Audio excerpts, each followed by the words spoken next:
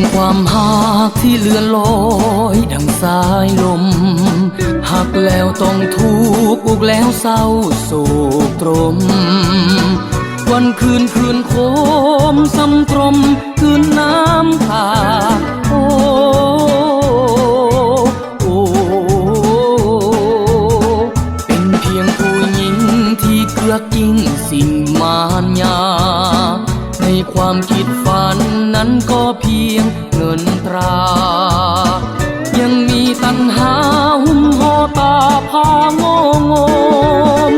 ตัดหางปล่อยวานคือแมวโพงโกงกินปลายามแรงงานตัดหางปล่อยวานดัดสันดานนิ่งซาตานพูดผีพายโอ้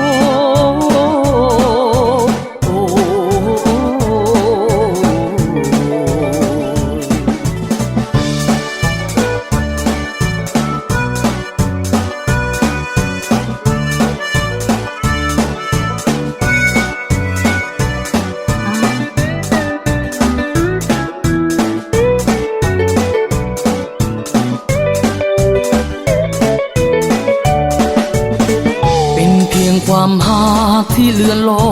ยดังสายลมหักแล้วต้องทุกข์อุกแล้วเศร้าโศกตรมวันคืนโคมซ้ำตรมคืนน้ำตาโอ้โอ้เป็นเพียงผู้หญิงที่เกลือกิ้งสิ่งมารยาในความคิดฝันนั้นก็เพียงเงินตรา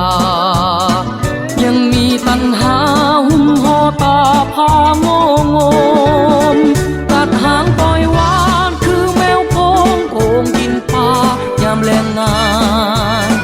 ตัดหางปล่อยวานดัดสันดานนิ่งซาตานพูดผีพา